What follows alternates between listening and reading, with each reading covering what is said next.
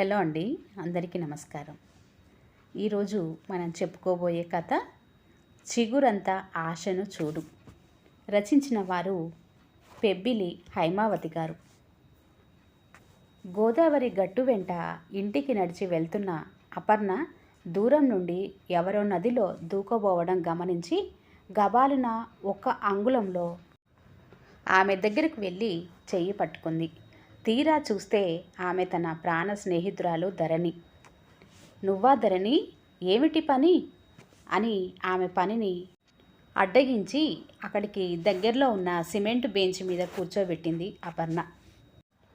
ఆమె చేతులు వదిలించుకుంటూ, వద్దు అపర్ణ, నన్ను ఆపకు, నాకు ఇంకా బ్రతకలం లేదు, బ్రతుకు మీద ఆశ చచ్చిపోయింది. ఏం చూసి బ్రతకమంటావు నన్ను? చిన్నప్పటి నుండి కష్టాలని ఎదుర్కొన్నాను. చిన్న చిన్న ఆశలు కూడా తీర్చుకోలేకపోయాను. ప్రతిదానికి సంకోచమే. అమ్మ నేను అడిగింది ఇవ్వలేక బాధపడుతుందేమో, ఎవరైనా ఏమైనా అనుకుంటారేమో అని నా కోరికలు నా మనసులోనే దాచుకున్నాను. నా చిన్నతనంలోనే నాన్నగారు పోయారు. అమ్మ రెక్కల కష్టం మీద మేమంతా బ్రతికాము. ఆడపిల్ల గుండెల మీద కొంపటి అంటూ అమ్మ మీద ఒత్తిడి తెచ్చి చిన్నప్పుడే మా పెళ్ళిళ్ళు జరిపించారు మా బంధువులు. తాహొత్తుకి తగిన వరుణ్ణి తెచ్చి పెళ్ళిళ్ళు చేసింది అమ్మ. చిన్ని చిన్ని ఆశలు సరదాలు తీరక తోటి వాళ్ళలా ఏ ఆనందమో పొందలేక పోయానని మనసులోనే బాధపడుతూ ఉండేదాన్ని. పెద్ద చదువులు చదువుకొని మంచి ఉద్యోగం చేసి నా కాళ్ళ మీద నేను నిలబడాలని ఎంతో ఆశపడ్డాను. పెళ్ళితో అదంతా అడుగంటిపోయింది. నీకు తెలుసు కదా నాకు సంగీతం అంటే ఎంతో ఇష్టమని. కానీ నేర్చుకునే అవకాశం ఏది? 10th క్లాస్తోనే చదువుకి గండిపడింది. ఉమ్మడి కుటుంబంలో పెద్ద కోడలిగా అడుగుపెట్టాను. అక్కడ బాధ్యతలే కానీ హక్కులనే మాటకి ఆస్కారమే లేదు. రోజులు, వారాలు, నెలలు, సంవత్సరాలు ఏ మార్పు లేకుండా యాంత్రిక జీవితం గడిపాను. నాకు పిల్లలు లేకపోయినా నా మరుదులు, ఆడపడుచులే నా బిడ్డలు అనుకున్నాను. నేను వాళ్ళని నా బిడ్డలుగా చూసినా వాళ్ళు మాత్రం నాలో తల్లిని చూడలేకపోయారు. సాధింపులు, చిత్కారాలే నిత్యము ఎదుర్కొన్నాను. ఆ ఇంటికి జీతం భత్యం లేని పని మనిషిగా మాత్రమే నన్ను చూశారు వాళ్ళు. పురుళ్ళు, పుణ్యాలు అన్నీ నేను చూశాను. చివరికి రెక్కలు వచ్చిన పక్షుల్లా అందరూ ఎగిరిపోయారే కానీ మా కోసం కొంచెం కూడా ఆలోచించలేదు. ఇప్పుడు నా నెత్తి మీదకు 55 ఏండ్లు వచ్చేశాయి. ఆయనకు 60 నిండి రిటైర్ అయ్యారు. బాధ్యతలన్నీ తీరిపోయాయి. విశ్రాంతిగా 4 పుణ్యక్షేత్రాలు తిరిగి వద్దామంటే మా అత్తగారిది పెద్ద సమస్య అయిపోయింది. పట్టుమని 10 రోజులు ఆమె బాధ్యతను ఎవరైనా తీసుకుంటారేమోనని చూశాము. కానీ ఎవ్వరూ పట్టించుకోలేదు. ఎవరి స్వార్థం వాళ్ళు చూసుకున్నారు తప్ప మేము మనుషులమే, మాకు ఆశలు కోరికలు ఉంటాయి అనుకోలేదు ఎవరు. పుణ్యక్షేత్రాలు వెళ్ళనందుకు నేనేమీ బాధపడటం లేదు. కనీసం రోజు గుడికి వెళ్ళి ఆ దేవదేవుణ్ణి దర్శించుకునే అవకాశం కూడా నాకు లేకపోయింది అపర్ణ. మా వారికి దేవుడంటే నమ్మకం లేకపోవటం కాదు, దేవాలయానికి రావడానికి ఆసక్తి లేదు అంతే. వెళ్తానంటే రోజు ఇంట్లో పూజ చేస్తావు కదా, ఇంకెందుకు గుడికి వెళ్ళటం అంటారు. దాని వలన కలిగే ప్రశాంతత గురించి చెప్పినా ఆయన అర్థం చేసుకోరు. ఈరోజు వైకుంఠ ఏకాదశి అని వెంకటేశ్వర ఆలయానికి వెళ్ళాను. ఆయనతో చెప్పి వెళ్ళాను అపర్ణ గుడికి. అప్పుడు ఏమీ అనలేదు. గుడిలో బాగా రద్దీగా ఉండటం వలన ఆలస్యం అయిపోయింది. ఇంటికి వచ్చేసరికి 2 గంటలైంది. మా అత్తగారు ఆయన ఇంట్లో కాలు కాలిన పిల్లిలా నా కోసం ఎదురు చూస్తున్నారు. కానీ ఏదో గుడికి వెళ్ళింది కదా, అన్నీ సిద్ధంగానే ఉన్నాయి, అన్నం పెట్టుకొని తిందామని అనుకోకుండా అలా చిందులేస్తున్నారు. చాలా గొడవ పెట్టేశారు ఇద్దరూ కలిసి. వాళ్ళకే కాదు నాకు ఆకలిగానే ఉంది. అసలే షుగర్ పేషెంట్ని. వేళకి ఇంత తిండి పడకపోతే ఆగలేను నేను.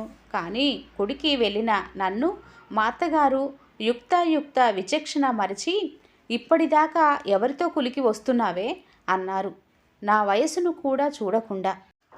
మావారు ఛీ అవే మాటలమ్మా అని అనవలసింది పోయి జవాబు చెప్పు అన్నట్లు నా వంక ప్రశ్నార్థకంగా చూశారు. దాంతో నాకు పిచ్చి పట్టినట్టు అయింది. మీరు మనుషులా రాక్షసులా? ఆడవారై ఉండి నేను గుడికి వెళ్ళాను అని తెలిసి కూడా ఇంత అబాండం వేస్తారా? ఇలా అనటానికి మీకు నోరు ఎలా వచ్చింది? మీకు ఒక కూతురుంది. తనని ఎవరైనా ఇలా అంటే మీకు ఎలా ఉంటుంది అని అడిగాను. నా కూతురికి నీకు పోలిక? నా కూతురు నిప్పు అన్నారు. అయితే నేను తప్పుడు దాన్నా అన్నాను బాధగా. అయినా ఆవిడ నోటికొచ్చినట్లు ఏదేదో అంది. ఆయన బెల్లం కొట్టిన రాయిలా నించున్నారే కానీ ఏమీ మాట్లాడలేదు. నేను వారిద్దరి వంక అభావంగా చూశాను. ఇలాంటి మనుషుల కోసమా ఇన్నాళ్ళు నేను ఇంత కష్టపడింది? ఇంత మనసు లేని మనిషితోనా ఇన్నాళ్ళు నేను కాపురం చేసింది అనుకున్నాను నిరాశగా. ఇంకా నా నిర్దోషిత్వాన్ని నిరూపించుకునే ప్రయత్నం చేయలేదు. ఇంట్లో నుండి ఏడుస్తూ బయటకి వచ్చేశాను. ఎటు వెళ్తున్నానో ఏం చేస్తున్నానో తెలియకుండా ఈ గోదావరి ఒడ్డుకు వచ్చేశాను. వచ్చేసాకే అనిపించింది ఇంకెందుకు బ్రతకటం అని. అందుకని గోదావరిలో దూకేద్దాం అనుకున్నావా? నేను చూడటం కొంచెం ఆలస్యం అయితే ప్రాణాలు తీసుకునేదానివి కదా. నువ్వు ఎంతో ధైర్యవంతురాలివి అని అనుకున్నాను. ఇంత పిరికితనం ఎలా వచ్చింది ధరణి నీకు? పేరుకు తగినట్లే భూదేవంత ఓర్పు ఉంది నీకు అనుకున్నాను. ఇలా చేస్తావని కలలో కూడా అనుకోలేదు. పద ఇంటికి వెళ్దాం అంటూ ధరణి చెయ్యి పట్టుకొని లేపింది అపర్ణ. చెప్పాను కదా అపర్ణ, నాకు బ్రతుకు మీద ఆశ లేదు. ఏం చూసుకొని బ్రతకమంటావు అంది ధరణి చేతుల్లో ముఖాన్ని దాచుకొని ఏడుస్తూ. బాధపడకు ధరణి, నీ బాధను నేను అర్థం చేసుకోగలను. కానీ దానికి చావు పరిష్కారం అని అనుకుంటే మాత్రం నేను సమర్థించను.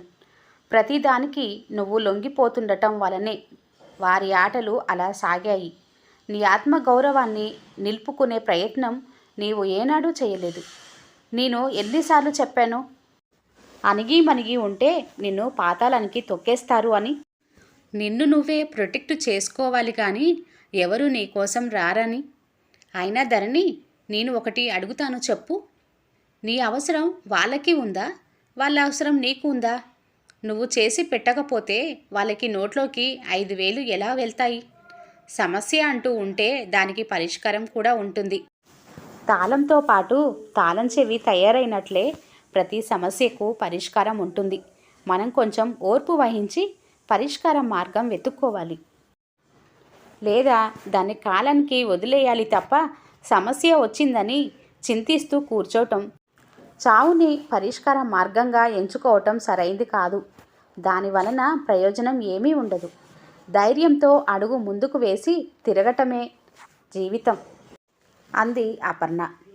ఇప్పుడు నేను బ్రతికి ఎవరిని ఉద్ధరించాలే అంది ధరణి తిరిగి ఏడుస్తూ. ఊరుకో, ముందు ఆ ఏడు పాపు. నువ్వు చచ్చి ఎవరిని ఉద్ధరిద్దామనుకున్నావే? ఇవన్నీ ఎందుకు? ఇంటికి వెళ్దాం. జరిగిందంతా మీ అన్నయ్య గారికి చెబుతాం. ఆయన ఏదో ఒక పరిష్కారం చూపిస్తారు అంది అపర్ణ. ఇద్దరూ ఇంటికి వెళ్ళేసరికి సాయంత్రం 4:30 గంటలు అయ్యింది. సోలిపోతున్నట్లు ఉన్న స్నేహితురాలికి మధ్యాహ్నం తినగా మిగిలిన అన్నం పెరుగు వేసి పెట్టింది. ఆ తర్వాత జరిగిందంతా భర్తకి చెప్పింది. అంతా విన్న ఆనందరావు, అమ్మా ధరణి, జరిగిందానికి నేను చాలా బాధపడుతున్నాను. వీళ్ళు మాటలతో చెప్తే లొంగే రకాలు కాదు. దండం దశగుణం భవేత్ అని వీళ్ళకి తగిన గుణపాఠం చెప్తే తప్ప దారికి రారు. కనుక వాళ్ళకి తగినట్లు చేద్దాం అన్నాడు ఆనందరావు ఆలోచనగా. ఈ వయసులో వాళ్ళకి ఏమి బుద్ధి చెప్తామన్నయ్య అంది ధరణి నిరాశగా. ఈ వయసులో నీ మీద ఇంత అభాండం వేయవచ్చా? ఇది అంతే అంటూ భర్త వైపు తిరిగి, అయితే ఏం చేద్దామండి అని అడిగింది అపర్ణ ఆసక్తిగా. నా ఫ్రెండ్ కేశవరావు లాయర్ కదా, వాడితో లీగల్ నోటీస్ ఇప్పిద్దాం అన్నాడు ఆనందరావు. ఇంత బ్రతుకు బతికి ఈ వయసులో కుటుంబం పరువు తీసి రోడ్డుకెక్కించానని నన్ను బంధువులందరూ దుమ్మెత్తి పోస్తారన్నయ్య అంది ధరణి భయంగా చూస్తూ. ఈ పిరికితనమే నిన్ను ఈ స్థితికి చేర్చింది. ముందు ఆయన ఏం చెబుతారో విను. చావుకు పెడితే లంకనానికి వచ్చినట్లుగా దారికి రాకపోరు అంది అపర్ణ. అవునమ్మా, అపర్ణ చెప్పిన మాట నిజమే. అలాగే చేద్దాం. మీ ఇంట్లో వాళ్ళిద్దరి ఆరడి రోజు రోజుకి మితిమీరిపోతుందని, ఇక భరించటం నా వల్ల కాదని, కలిసి ఉండటం కష్టమని భరణం ఇప్పించమని లాయర్ నోటీస్ ఇద్దాం అన్నాడు ఆనందరావు. అమ్మో, నోటీస్ ఇచ్చాక కాంప్రమైజ్ అయినట్లు నటించి దీన్ని తీసుకువెళ్ళి చంపేస్తేనో అంది అపర్ణ భయంగా. నువ్వు కూడా ఏమిటి అపర్ణ ఇంత పిరికిగా మాట్లాడుతున్నావు? మనం తగిన బందోబస్తు తీసుకోకుండా ధరణిని అక్కడికి పంపిస్తామా? వాళ్ళు మాత్రం ఏమైనా పిచ్చి వాళ్ళ?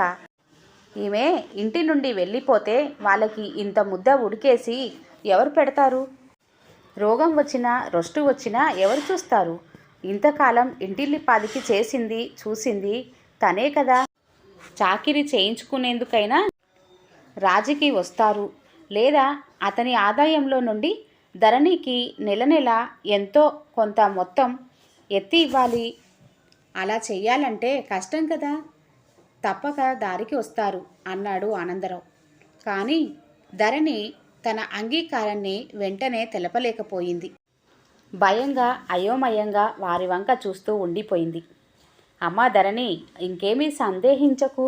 దీనివలన నీకు ఎలాంటి హాని జరగదు. పైగా కొంచెం మెరుగైన జీవితమే లభిస్తుంది. లాయర్ ఎదుట వాళ్ళు అన్న మాటలకి అన్నింటికీ క్షమాపణ చెప్పిస్తాము. మనిషిగా పుట్టడమే ఒక అద్భుతం తల్లి. మనం బ్రతికి ఉండటం ఈ లోకంలో ఒక అదృష్టం. ఎదురవుతున్న సమస్యల నుండి కష్టాల నుండి పాఠాలు నేర్చుకొని బ్రతుకు మీద చిగురంత ఆశతో ముందుకు సాగాలంతే తప్ప ఏ సమస్యకి చావుని పరిష్కారంగా ఎంచుకోకూడదు. దానివలన సాధించేది ఏమీ లేదమ్మా అన్నాడు ఆనందరావు. ఏమిటి ధరణి ఆలోచిస్తున్నావు? నీ జీవితం నీది, స్వప్నం నీది, గమ్యం నీది, లక్ష్యం నీది, గెలుపు కూడా నీదే, ఓటమి నీదే, అన్నీ నీవే. పడితే లేవాల్సింది కూడా నువ్వే. బాధను ధైర్యాన్ని తెచ్చుకోవాల్సింది నువ్వే. నీవు పడితే ఇతరులు చోద్యం చూస్తారు, ఎగతాళి చేస్తారు. అయినా లెక్క చెయ్యకు. ఈ వయసులో నాకు ఇదంతా అవసరమా అనుకోకు. వయస్సుతో నిమిత్తం లేకుండా ఈ రోజు నుండి కొత్త జీవితానికి శ్రీకారం చుట్టు. 55 ఏండ్లు వచ్చినంత మాత్రాన జీవితం అంతమైపోయింది అనుకోకు. ఈ వయసులో కూడా ఎన్ని అద్భుతాలు సృష్టించిన వారు ఎందరో ఉన్నారు చరిత్రలో. జీవితంలో ఎన్నో ఆశలకు సమాధి కట్టేశావు బాధ్యతల వలన. ఈరోజు నుండైనా వాటిని తీర్చుకునే దానికి మార్గం సుగమం చేసుకో అంది అపర్ణ నచ్చజెప్తున్నట్లుగా. వారి మాటలు ధరణిలో నిరాశను పారద్రోలి బ్రతుకుపై ఆశను చిగురింపజేసింది. ఈ కథ ఇంతటితో సమాప్తం. మరలా తిరిగి మంచి కథతో మళ్ళీ కలుద్దాం. అంతవరకు సెలవు. నమస్తే.